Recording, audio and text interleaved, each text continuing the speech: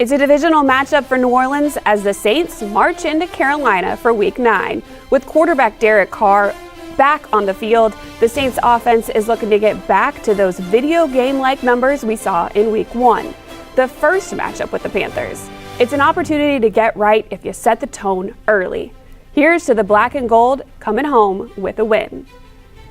Welcome into our Saints pregame show live on NewOrleansSaints.com.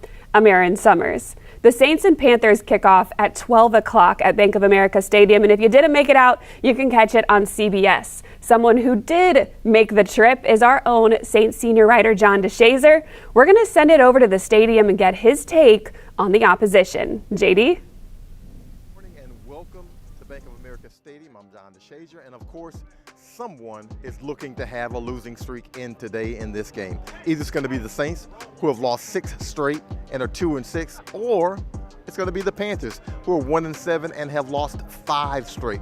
Obviously, the Panthers wanted it to be them. The Saints wanted it to be them. Someone, regardless, is going to get into the W column today at Bank of America Stadium. For the Panthers, offensively, they're back to the future. Bryce Young is back in at quarterback, and while the number 1 former overall pick was hoped to be the future of the franchise, and he still could be, he was benched and has only returned to the starting lineup because of Andy Dalton's injured thumb. Young is completing 60% of his passes for 523 yards and 2 touchdowns with 5 interceptions this season, but he's coming off his best game of the season. He was 24 of 37 for 224 yards and 2 touchdowns with 2 interceptions against Denver. The Panthers traded away receiver Deontay Johnson, and receiver Adam Thielen is not playing in this one. He's got an injured hamstring.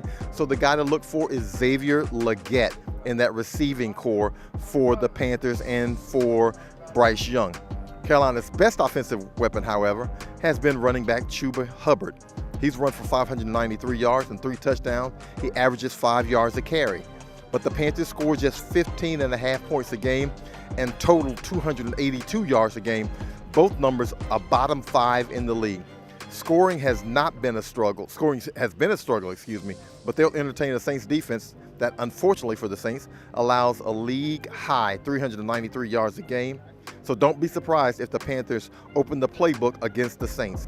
Don't be surprised either if the Saints empty the playbook against the Panther defense, because the Panthers give up 388 yards a game and 34 points. That's second most in the league and most in the league. The Panthers have a great cover corner in J.C. Horn, but not much else defensively. Defensive end A'Shawn Robinson and linebacker Charles Harris each have 2 sacks, but the Panthers are -6 in the turnover ratio, and they've allowed 32 touchdowns. The Saints, who have been struggling offensively, obviously should be eager for an at-bat against this defense. On special teams, the Saints have to be prepared to cover. Raheem Blackshear averages 25.6 yards on 23 kick returns and 9.4 yards on 10 punt returns. But here's the thing. He hasn't fair caught a kickoff at all this season, and he's only fair caught 2 punts. So he's going to bring it back. His resume says he's going to bring it back, and New Orleans cover teams had better be ready. But that's it from here at Bank of America Stadium. Back to you in the studio.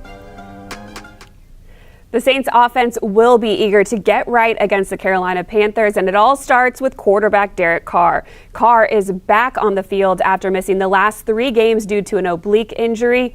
With Carr back on the field, his experience will help steady an offense that struggled to find their rhythm. Over the last 3 games, only 3 touchdowns and just 15 points per. A healthier offensive line will help with that protection and the ability to give Carr time to establish a run game or make a decision to stay versatile in the pass game. It is key that they're able to do that as well. Looking for Carr to help the Saints get out to an early lead, keep the offense multiple. Run game, play calling, passing. We know that it's going to be wide receiver Chris Olave out there, and for the first time, Marquez Valdes-Scantling is active and will be able to go in this one. The Panthers have been last in the league in points allowed, last in rushing yards allowed. They're 30th in sacks. They've only had 9 sacks. So there's all of the ingredients there for success. And quarterback Derek Carr, he's back in the kitchen. Hopefully He's going to cook up a good recipe for a win today. Head coach Dennis Allen was able to catch up with John DeShazer earlier this week, filling us in a little bit more about Carr getting back at the helm. Carr back. How has he looked in practice this week? Yeah, look, I think he's looked sharp. I mean, offensively, I think we had a really good week of practice. I think Derek's looked really good. And now it's really about going out on Sunday and executing. You know, putting him back into the offense after 3 weeks, how should that help the offense? Well, look, I just think his veteran leadership, his ability to communicate in the huddle, getting everybody on the same page, I think that's big for our offense. And I think really for our whole team, I think there's a little bit of jolt of energy that comes with bringing a guy of the caliber of Derek Carr back. You know, how has the team handled practice this week? I mean, sometimes teams can get a little bit low emotionally, but this seems like a team that has its finger on the pulse, and it seems to be a team that's high-spirited and able to motivate itself if need be. Yeah, look, I think we had a great week of practice. There's been a lot of energy in practice. The execution, the details, all those things were better this week. And so again, it really just goes to coming out on Sunday and being able to execute and do those things on Sunday in the game. You know, the cornerback position has taken they've stretched this next man up thing to the limits here. Just what are you expecting out of the young guys who have to step in now that you don't have Paulson and you don't have Marshawn, you don't have Kool-Aid? Yeah, look, I think it's a great opportunity for some other guys to step up and make some plays. And so that's really the only way that you can look at it, is guys, one guy goes down, it's an opportunity for somebody else. So really kind of excited to see some of these young guys come out and play. You know, this is a Carolina team that the Saints beat 47-10 in the season opener. How have they changed since then? Yeah, well, look, I mean, it's a little bit unique in that, 2 games into the season, they made the quarterback change.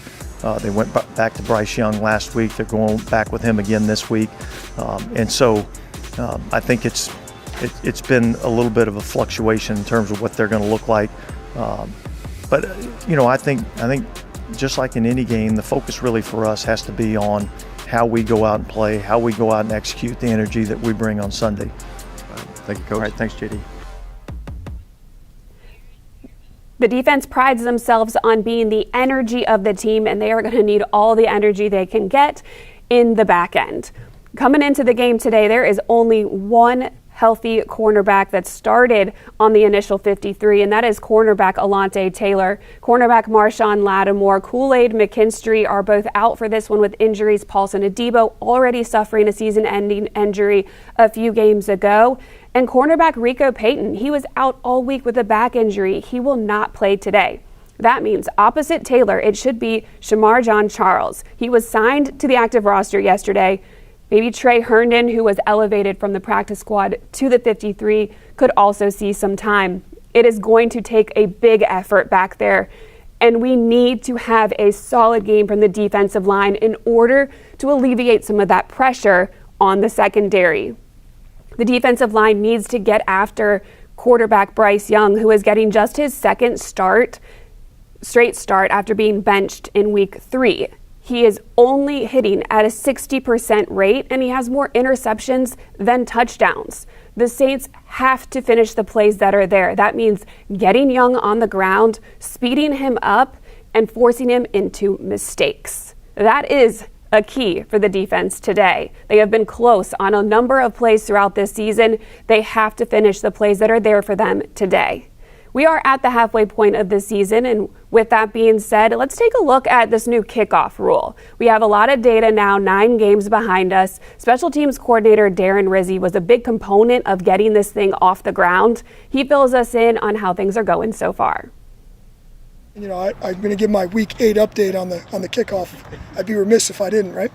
A couple interesting things, kind of got a mid-year report on that. Other than the kickoff numbers themselves, which have pretty much stayed consistent. We're pretty much about doubling the rate from last year with the return rate, overall number of returns. But kind of some added things which are pretty neat to look at this week analytically is number of punts overall are down in the league as a result of the kickoff rule because of the field position.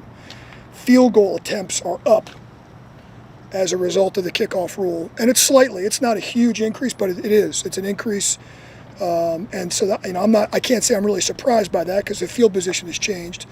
But what you see is you have a lot more go for it situations come up because you're kind of near midfield with some of this stuff, And so, the decrease in punts and the increase in field goal attempts, and then scoring is slightly up, with the results after a kickoff. So all those things I think are positives for the game.